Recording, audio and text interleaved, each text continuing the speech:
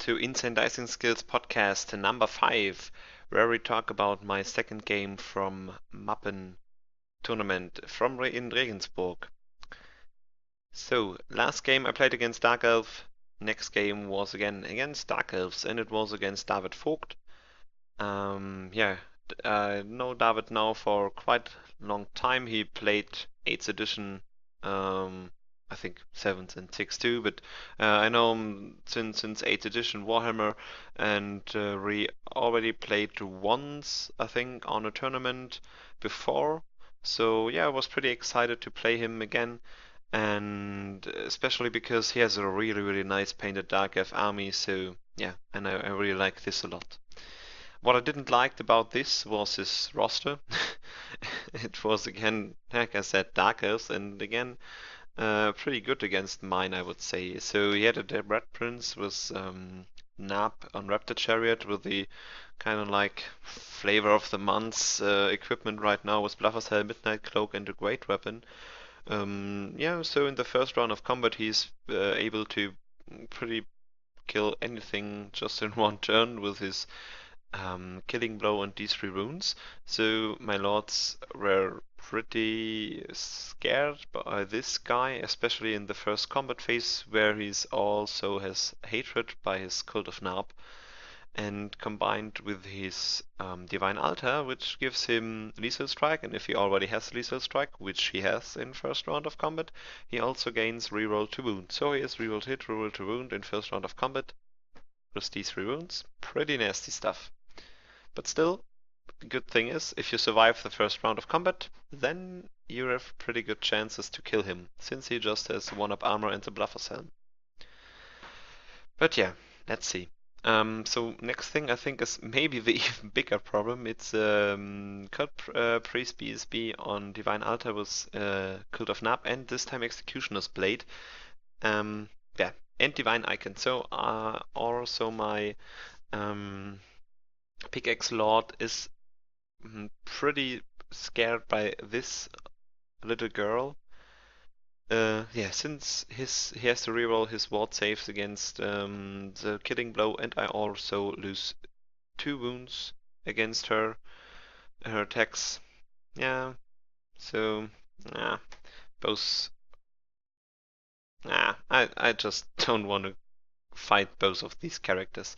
And then a sorceress with 3 spells, Alchemy, Entering of Fire. Yeah, Alchemy, yay! So again, my Bluffer's Helm Lord is pretty. No, not again, but this time my Bluffer's Helm Lord is pretty in danger. But yeah, so let's see. Then he had 25 Corsairs with paired weapons and Flaming Banner, and all his in the second unit of Corsairs he had repeater handbows on both of them. So if I go near his stuff, he's able to shoot me pretty hard. And then again, some more shooting with repeater auxiliaries. 2 times Harpies, 25 Executioners. I think they are the much scarier unit compared to the Blackguard from last turn, from last game. So yeah, just overall I think a much better roster against mine, and I think the last one was already quite good. So yeah, let's see what will happen in these games. So this is after deployment. I just wanted to score some points now, and I thought, yeah, well, just fuck it. I know the list is much better against mine, like the previous one, but what can I just do? I mean, I can't just hide and get shot. We played refused flank and hold the ground, so we had to hold the center here. So if I want to win the scenario, I have to push and push him away from the center, and so my barbarians are able to score on the center. That's why I just pushed with everything forward. This is the picture from my deployment. The Lord, this is the Pickaxe Lord, this is the Bluffer's Helm Lord. Obviously the general more connected to the Barbarian Horsemen, because yeah, they're frenzy. Always good to have some better leadership there. And so I wanted to push, like I said. So this is after Vanguard. I just went pretty aggressive forward, and the next is after my first turn.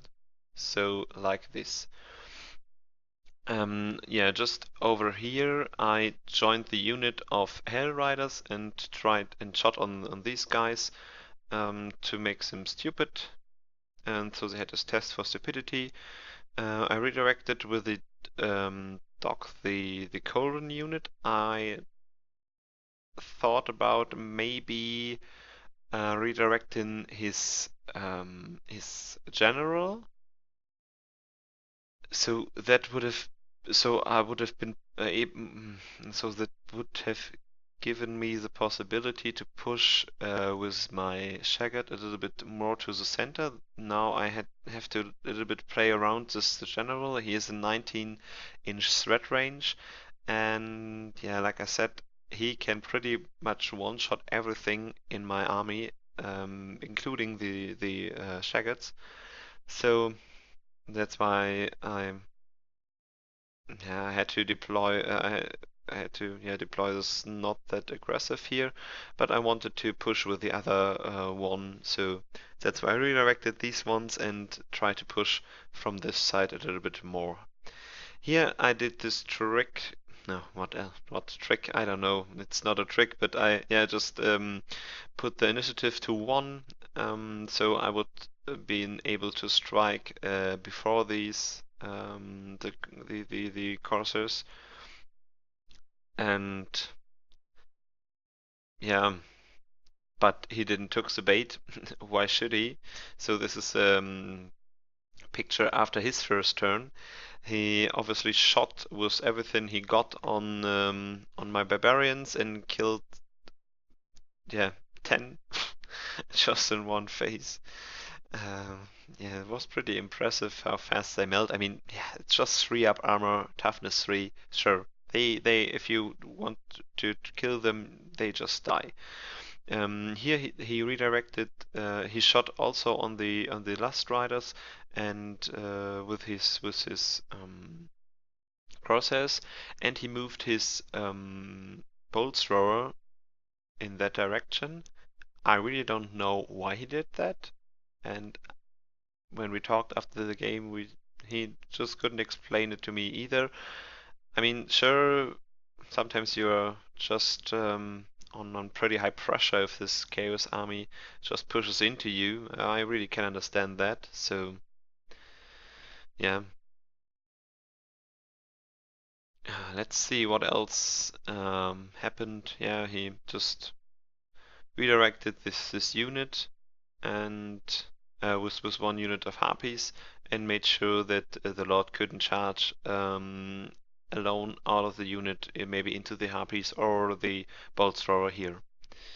So now I had to do some thinking. Problem was, I mean, I couldn't use this unit anymore. I could have charged now with the whole unit inside here, but these 3 guys would have been dead before they could strike. So this is just wasted. So I just charged with the hero out of the unit alone. So I prevented the to make the frenzy test.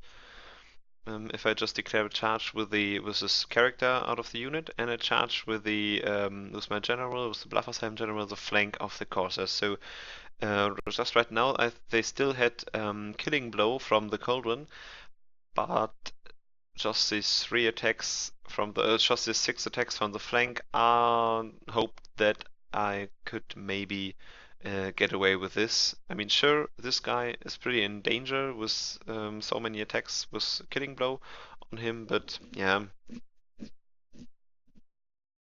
I just had to um, bring the Bluffershelm Lord, in combat to um, make sure that he didn't get killed by his spells, by his alchemy spells, and yeah, that's why I just had to do some stuff, and try to kill this unit just with the characters.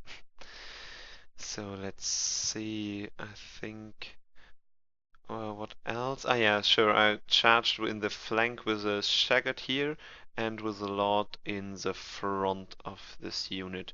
But I charged in that way that I could overrun in the bolt thrower. So I charged out of the unit, and turned like nearly 90 degrees, and then placed the Lord somewhere like here to be able to charge um, just straight into the bolt thrower. So I think this you will see happened in next turn.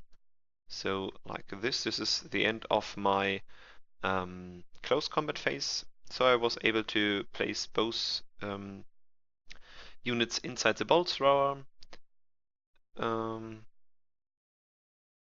No, I think the Shaggot wasn't. Oh well, whatever.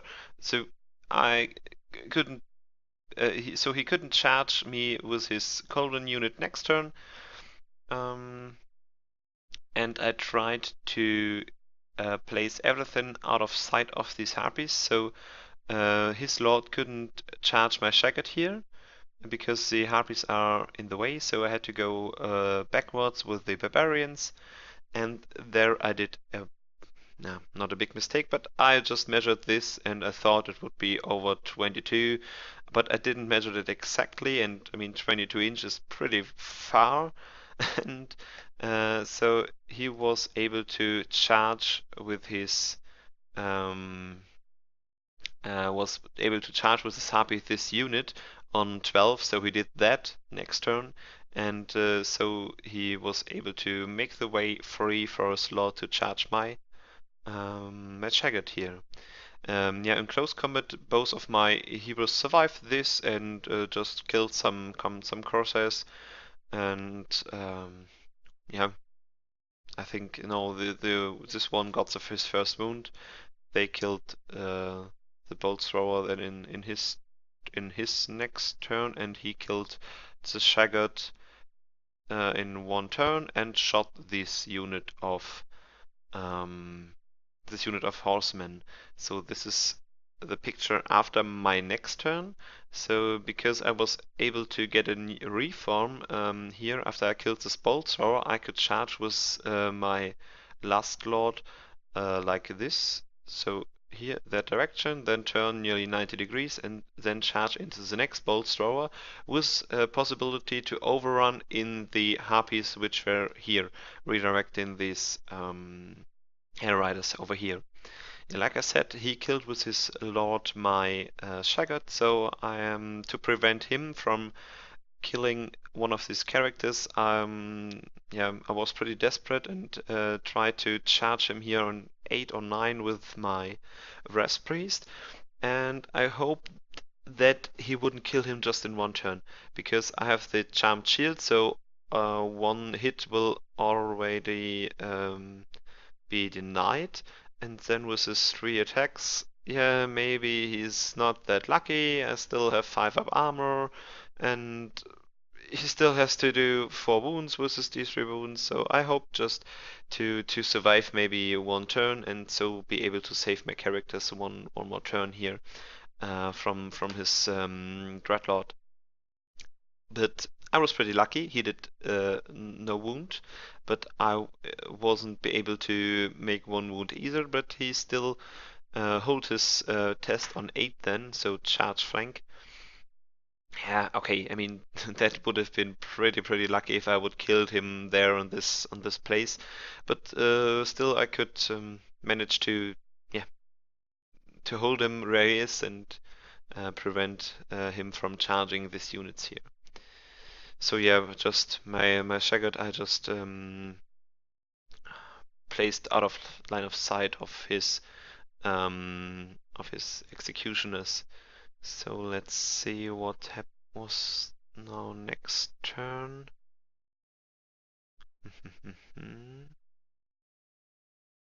Yeah, so this is the positioning after his turn, and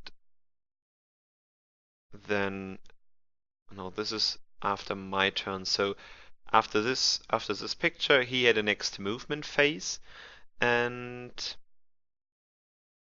he shot my these three these three last riders. He shot. No, he didn't shot every one of them. Just let me see. He shot two of them and just moved somewhere backwards here. But he a pretty big mistake here because my lord was able to get a next free reform at the end of his turn. He was able to charge next turn onto this bolt thrower, which he moved there. So this bolt thrower he moved like there and moved the executioners in that direction, and with the overrun possibility in his mage, and the executioners looked in that direction.